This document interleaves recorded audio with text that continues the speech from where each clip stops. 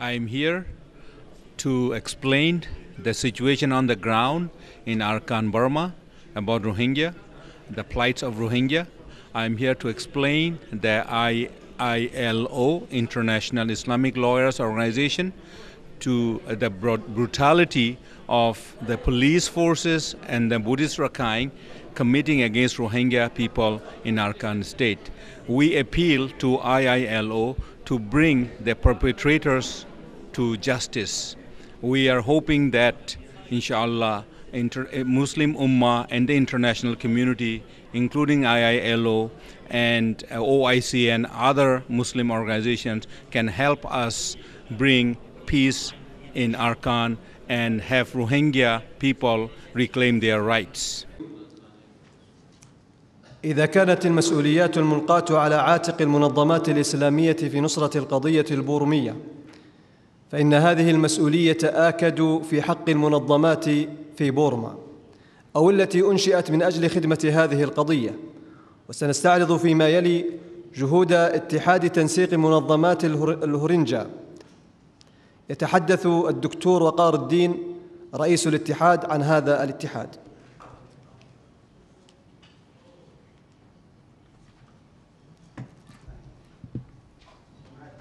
طيب،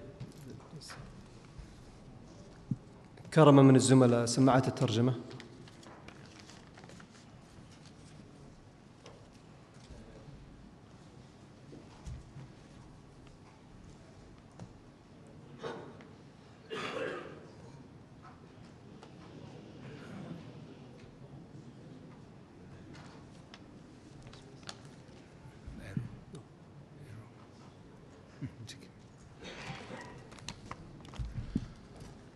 Bismillahirrahmanirrahim. Assalamu alaikum, brothers and sisters and friends of Rohingya, distinguished audience, and your excellencies. On behalf of Rohingya community worldwide and the Arakan Rohingya Union, I want to thank you, express our gratitude to give me the opportunity to speak in this historic landmark occasion. Today, I would like to give you the perspective of Arakan Rohingya Union and give you update on current situation, and also appeal to you how the IILO and the Muslim Ummah can help our cause.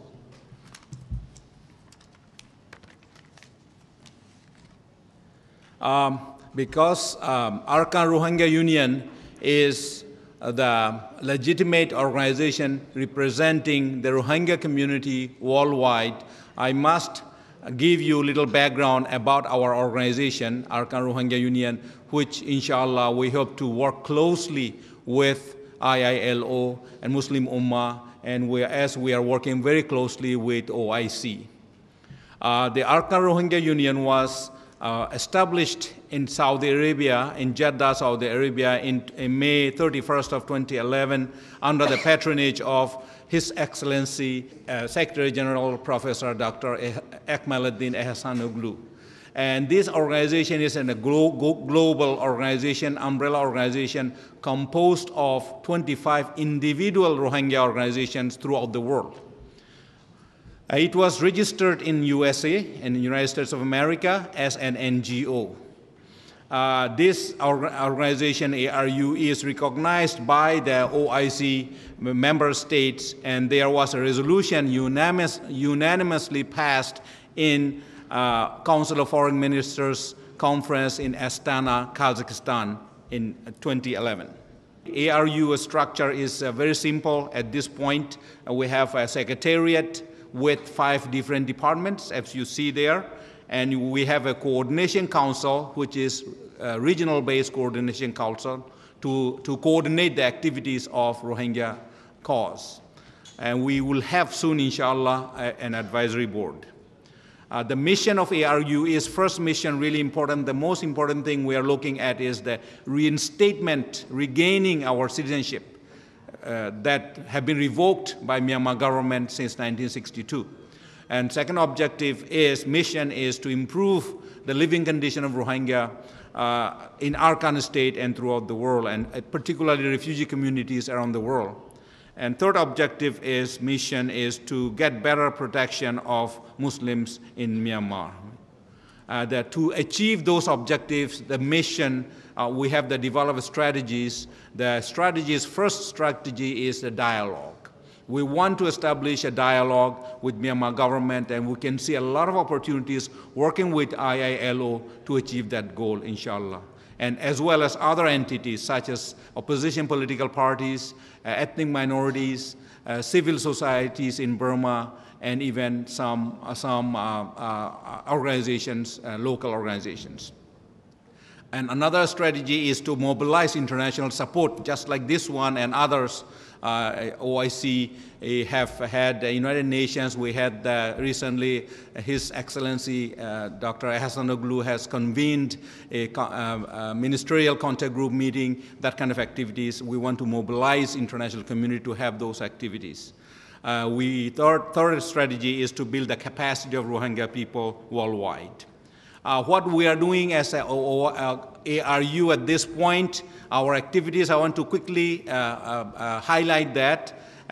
First thing right now we are doing is OIC's engagement with Myanmar government.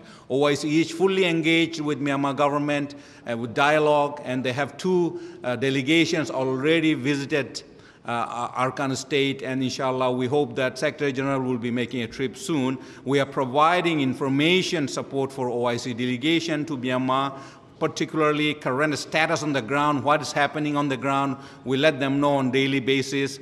We established a contact and coordination with OIC officials as with Myanmar leadership, Rohingya leadership in Myanmar. Rohingya leadership inside Myanmar has a contact now with OIC officials, particularly with regard to these visits. We consult OIC officials with regard to location, where to go, where to find interesting points, where to find the critical information on the ground, going to which cities, which villages, and which camps. We also alerted OIC officials about the nature of Myanmar officials, how they are unpredictable or predictable, how they conduct themselves. And also ARU is actively engaged with U.S. State Department, Senate Foreign Relations and House, as well as Muslim Ummah in America, particularly currently evolving a strong organization in U.S. called Burma Task Force, USA, and ISNA, ICNA, and MUNA. All these Muslim organizations in the United States, ARU is fully engaged working with them. And NGOs such as Amnesty International, Human Rights, and Center for Humanitarian Dialogue. And we also have a lot of academic institutions now working on Rohingya activities. There's a lot of seminars going on around the country. There are graduate studies initiating some departments in social studies, concentrating on Rohingya issues. There's a lot of projects being developed in some institutions. I know most of you brothers, friends of Rohingya know who we are, but I want to quickly recap what Rohingya are all about, who we are.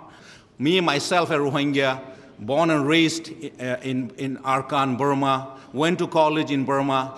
My ancestry goes back to 9th century. We are the roots, we are the original people of Arakan. Indigenous Rohingya people from Rohang. Rohingya word is derived from the region Rohang in northern Arakan state. We have a mixed background of South Asian, Caucasian, Middle Eastern, and Moors. You can see there a small area global on the global scale. You are seeing that circled red is the Rohang area in northern Arakan state. A lot of people ask whether all Muslims in Burma are Rohingya. So I want to put this slide for you. About 50% of Muslims in Burma are Rohingya. That is concentrated on the left. You see on the map here in northern Arakan state is the Muslim. That accounts about 1.5 million. The rest of the Burma, on the right, you'll see on the other Muslims, Kabya, Panthe, South Asian and others, they are about 50%. That constitute around approximately 1.5 million. On the right-hand side of the map here, you will see the light green highlighted area, Rohingya region. That is basically Rohingya are currently distributed. But before 1924, Rohingya were more into the south. There was a riot took place just like this one, and a lot of Rohingya has been killed, thousands of them, and a lot of them have been moved north. That's why we are more concentrated in the north now. I want to show you this slide about the citizenship of Rohingya. We were citizens of Burma, and that citizenship was revoked in 1962. Gradually, since then, have been non-issuance of citizenship card and gradually revoking them. And there, it is an old newspaper cut in 1961. We have Rohingya activists, freedom fighters demanding Myanmar government to have a special Rohingya district. And they were holding arms, and they fought with Myanmar government before 1961. Eventually, Myanmar government yielded and made a truce with them and giving them rights of a special Rohingya Mayu Necha Khayang district. And you see in the picture there, Burmese general was having a truce with Rohingya fighters, and then the word Rohingya was highlighted green, a word Rohingya was used, and then I translated that there at the bottom. July 18, 1961, Rohingya were declared as Myanmar citizens, nationals of Myanmar, citizens of Myanmar during this occasion. These are documented. I quickly want to show you some graphic slides about how the atrocities are going on in Myanmar. As evidence for IILO, we can provide this. We will have more. These are all human rights violations. In the text, I am putting that in the slide. And so basically, these are the ethnic cleansing taking place. Muslim villages have been replaced by Buddhist Rakhine. These are forms they use, official form of Burmese government to depopulate Rohingya, to track the population of Rohingya. Massive refugee crisis going on because of that in Bangladesh, in India, in Thailand, and homeless, a lot of Rohingya children, and the Rohingya seeking refuge in Bangladesh, and settlements on Rohingya villages by Buddhist Myanmar government doing that with Rohingya forced labor. On this map, you can see all the area forced labor being used. And this is the graphic evidence. Excuse me if this is too graphic for you. I must show you this because this could be some of this evidence IILO can bring up in the court. This is what you have seen that have done, how Rohingya, the Muslims are killed by Rakhine mobs.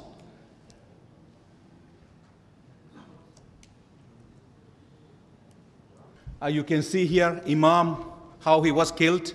His head was laying on the ground. They will not choose young or old. The police shot this old Rohingya person on the chest, point blank. The masjid is surrounded by police during prayer time to attack, that the police will be shooting after the prayer. Look at this ransacked, the masjid is ransacked, and the Myanmar police and the vandals, Rakhine, set in a fire Rohingya villages. Rakhine police watching the Rakhine setting fire Rohingya house. They said they are religion of peace. I don't want to say much. You can see the Buddhist monk, the Saffron Brigade, I call them, attacking masjid on the left. You see they are already there. They are with sticks and arms going to destroy the masjid. These masjids have been destroyed already. It is 14th century old masjid in Arakan. There's another one masjid, very old masjid, Badar Makan in mosque in Ikea, and that masjid is now occupied by Buddhists, and they put their Buddha statue inside the masjid. Masjid have been occupied. These all Buddhists inside masjid, where the imam will be standing there.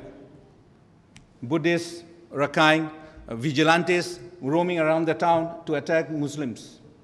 Look at these little girls, high school girls, middle school girls with weapons, ready to ambush Rohingya coming out of masjid during the Juma period. Rohingya villages, burned Rohingyas living. Myanmar police, these are the evidence. Ambushing Rohingya. This is Myanmar police. They are hauling Rohingya bodies after killing them, loading on the trucks. There's Rohingya bodies on police vans. They will take the bodies away. So that you cannot count the bodies. That's why we do not know exact figure how many thousand people were killed by the police. You can see the ground here, looks like real ground. A little rainfall, ground washes away. That's what you see, Rohingya bodies coming up from the ground, hundreds of them. Myanmar police on the left will see the round up all the Rohingya from the villages and arbitrarily pick kids and load on the truck and take them away. We don't know where they are taken. They are going to prison. They have been tortured. There have been severe atrocities. There are killings cold-blooded killings in the prison, not on the street. So his killings are going indoor right now. So we want to ask IILO to help us to bring the case to these culprits to justice. Thank you very much for sharing this dark period of Rohingya history.